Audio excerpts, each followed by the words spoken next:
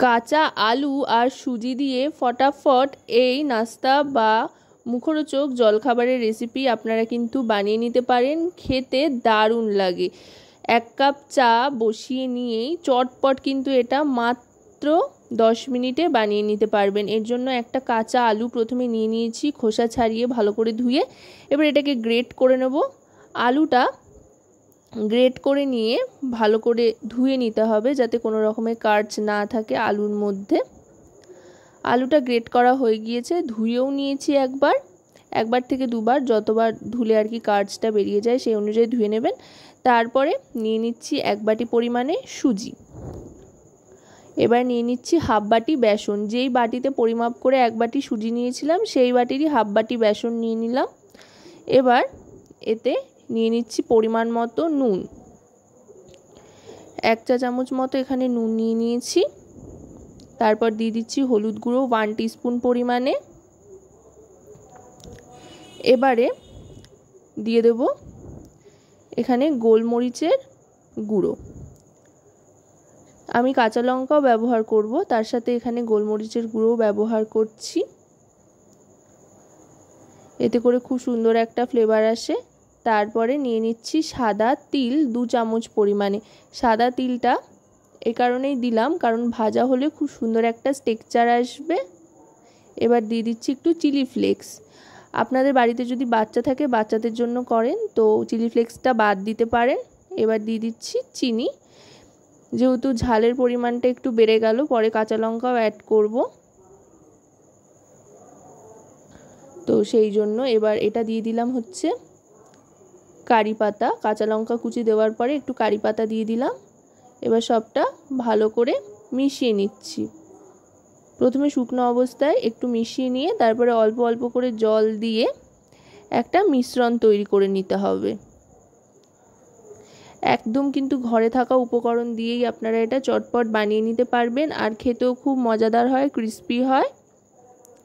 বাচ্চা থেকে বড় সকলেরই কিন্তু খুব ভাল লাগবে। একবার খেলে বারবার খেতে চাইবে। দেখুন কথায় কথায় কিন্তু এটা মেশানো হয়ে গেছে। এবার কড়াইতে সামান্য পরিমাণে সাদা তেল প্রথমে গরম করে নিয়েছি। এবার গ্যাসের ফ্লেমটা লোতে করে দেবো। লোতে করে দিয়ে দিচ্ছি সাদা জিরে ফোড়ন হিসেবে। এবার এর মধ্যে সুজি, বেসন আর কাঁচা আলু দিয়ে যেই মিশ্রণটা তৈরি করলাম এতক্ষণ ধরে সেটা দিয়ে দেবো। এটা দিয়ে গ্যাসের ফ্লেমটা মিডিয়াম টু লোতে রেখে নাড়াচাড়া করতে হবে। হাই ফ্লেমে কিন্তু এটা করতে যাবেন না, তাহলে কড়াইতে লেগে ধরবে। আর এই ক্ষেত্রে কিন্তু একটু হাতের জোর কাজে লাগাতে হবে, কারণ এটা আস্তে আস্তে শক্ত হয়ে আসবে। আস্তে আস্তে শক্ত হয়ে একটা মন্ডাকার চলে আসবে যখন, তখন একটু শক্ত হয়ে যাবে যেহেতু, তাই একটু জোর খাটিয়ে এটাকে পাকিয়ে নিতে হবে কড়াইয়ের থেকে কাচিয়ে নিয়ে। ঠিক এরকম যখন একটা টেক্সচার চলে আসবে তখন গ্যাসের ফ্লেমটা অফ করে দেবো। অফ করে দিয়ে এটাকে ভালো করে পাক খাইয়ে নিতে হবে। দেখুন দলা পেকে গিয়েছে। এবার এটা একটা থালায় নামিয়ে নিতে হবে। যেহেতু এর মধ্যেই তেল দেওয়া ছিল সেই জন্য থালাতে আর আলাদা করে তেল মাখানোর দরকার হচ্ছে না। এবার হাতে সয় এমন ঠান্ডা হওয়া পর্যন্ত একটু অপেক্ষা করতে হবে। তার আগে এটাকে খুন্তির সাহায্যে ফ্ল্যাট করে ছড়িয়ে নিচ্ছি চারধারে। এটাকে ছড়িয়ে নিয়ে অপেক্ষা করতে হবে। এই কাজটা কিন্তু আপনারা চাইলে ফ্যানের তলায় বসে করতে পারেন, তাতে করতেও সুবিধা হবে, আরাম হবে, আর এটা তাড়াতাড়ি ঠান্ডাও হয়ে যাবে। তারপরে এটা যখন ঠান্ডা হয়ে যাবে, হাতে সয় এমন ঠান্ডা, তখন এটাকে কেটে নিতে হবে। আমি ত্রিকোণ ত্রিকোণ করে কেটে নিচ্ছি। আপনারা আপনাদের পছন্দ মতো যে কোনো শেপ বা আকৃতি দিয়ে নিতে পারেন। প্রথমে এভাবে চৌকো করে কেটে নিচ্ছি লম্বা লম্বা করে, আর তারপরে আরে করে কেটে নেব। কেটে নিয়ে তারপরে ত্রিভুজের আকার দেব।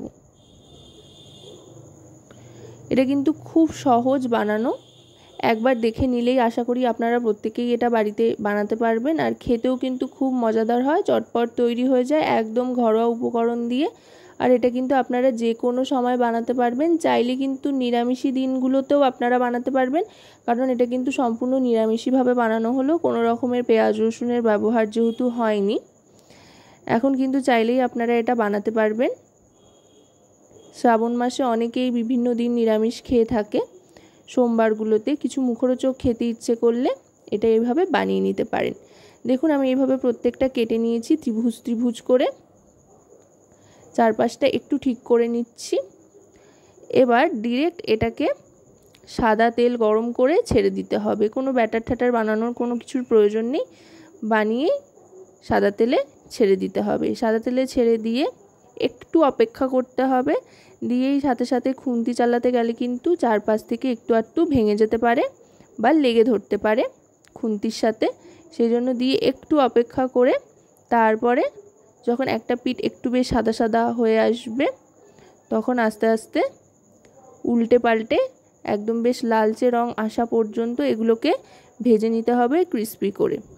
আশা করব রেসিপিটি আপনাদের ভালো লাগবে। ভালো লাগলে অবশ্যই রান্নাবাটি চ্যানেলটিকে সাবস্ক্রাইব করে লাইক শেয়ার কমেন্টের মাধ্যমে আমাদের পাশে থাকবেন, আর পাশে থাকা বেল আইকনটি অন করে দেবেন সবার আগে সমস্ত রকম নতুন রান্নার নোটিফিকেশান পাওয়ার জন্য, কারণ আপনাদের নিয়ে আপনাদের জন্যই কিন্তু আমাদের চ্যানেল রান্নাবাটি। তাই আপনাদের প্রত্যেকটা লাইক শেয়ার কমেন্ট সাবস্ক্রাইব কিন্তু আমাদের অনেক অনেক উৎসাহিত করে নতুন নতুন ভিডিও তৈরির জন্য। আর আপনাদের প্রত্যেকটা কমেন্ট কিন্তু আমাদের কাছে খুবই গুরুত্বপূর্ণ, তাই রান্নাবাটি সংক্রান্ত কোনো পরামর্শ দেওয়ার থাকলে অবশ্যই কিন্তু সেটা কমেন্টের মাধ্যমে জানাতে ভুলবেন না। দেখুন কথায় কথায় কিন্তু একদম লালচে করে ভাজা হয়ে গিয়েছে।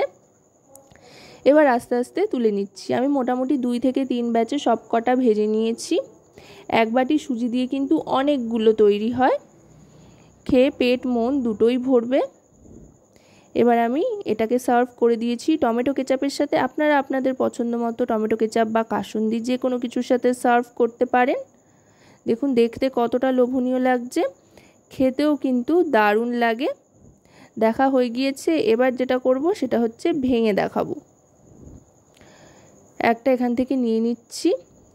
আশা করি আপনারা দেখেই বুঝতে পারছেন এটা কতটা ক্রিস্পি হয়েছে। এমনিতেই সুজি খুবই মুচমুচে হয়, যে কোনো ভাজাভুজিতে আমরা সুজি দিয়ে থাকি ভাজাটাকে মুচমুচে বানানোর জন্য, ভাজার ব্যাটারটাকে। আর এটা বেশিটা অংশই সুজি দিয়ে হয়েছে, তাই এটা কতটা ক্রিস্পি হয়েছে আশা করি আপনারা দেখেই বুঝতে পারছেন।